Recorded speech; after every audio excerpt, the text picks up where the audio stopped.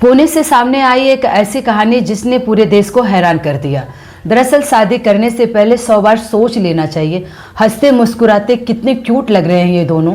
जी हाँ दोस्तों, ये वीडियो देखकर आप यकीन नहीं कर सकते कि इस वीडियो में इतनी ज़्यादा खुश देखने वाली ये लड़की दरअसल अपने मंगेतर की हत्या कर दी। यह पूरी घटना महाराष्ट्र के पुणे की है, जहां पर सिया और केतन की कुछ महीने पहले सगाई होती है और इनकी शादी नवंबर में तय हो जाती है। और शादी से पहले प्री वेडिंग शूट के लिए ये लोग बाली जा रहे थे। वहां के लिए इनका प्लेन बुक होता है। जब ये एयरपोर्ट पे पहुंचते हैं, वहां पर वो देखते हैं कि केतन का पासपोर्ट खो गया है।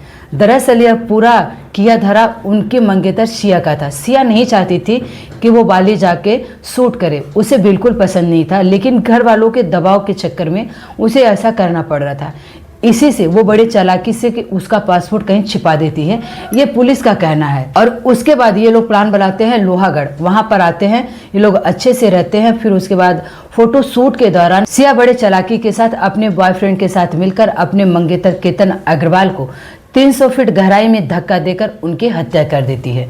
दरअसल यह पहली बार नहीं हुआ था, सिया ने 14 जून को भी किया था। जब फोटो खींच रहे थे उस दौरान सिया ने केतन को धक्का दिया था, जो नीचे गिरा लेकिन झाड़ पकड़कर लटका था। तो सिया चिल्लाने लगी कि बोलने लगी थी कि पैर के नीचे सांप आ गया था, इसकी वजह से मुझे आपको बचाने के लिए धक्का देना पड़ा। लेकिन 18 जून को कुछ ऐसा हुआ, जब यह खबर उनके माँ बाप को मिलती है तो उनके माँ बाप को यकीन नहीं होता कि ये कैसे हो सकता है कि अभी अभी जो मेरी बात हुई थी इतने अच्छे से, तो ऐसे कैसे होगा। वो लोग पुलिस से गुजारिश करते हैं कि इसकी अच्छे से कार्रवाई हो, अच्छे से जांच हो। जब वो कार्रवाई आगे बढ़ती है तो उसके सामने जो सबूत मिलता है ना, पुलिस भी चौंक जाती है। वो हैरान हो जाती है कि अरे ऐसा कैसा हो गया। तब जाके सारी बात पता चलती है कि सिया पहले से चेतन नामक लड़के से प्यार करती थी और वह उससे शादी करना चाहती थी, लेकिन घर वालों के दबाव में आकर सिया केतन अग्रवाल से सगाई तो कर लेती है। शादी का डेट भी आने वाला था, नवंबर में उनकी शादी फिक्स भी हो गई थी और उनकी शादी के लिए करोड़ों का महल बुक होता है, 2 प्राइवेट प्लेन भी बुक होते हैं ताकि जो नात रिश्तेदार गेस्ट वगैरह हो जाने के लिए उनकी पूरी सुविधा भी की जाती है। घर में शादी की तैयारी दोनों तरफ बहुत जोरों शोरों से चल रही थी, लेकिन किसे क्या पता था कि कुछ ही पलों में ये शादी का घर, जो खुशियों का घर है, वो मातम में बदलने वाला था। दरअसल केतन अग्रवाल के माता पिता कह रहे हैं कि उनका रिश्ता 35 साल से था और जो सिया के फुआ फूफा थे वही लोग ये रिश्ता लेकर आए थे। बोल रहे थे कि लड़की बहुत अच्छी है, बहुत गढ़ू गंभीर है, आप शादी कर लो। बस विश्वास के जरिए उन्होंने ये शादी के लिए राजी हो जाते हैं।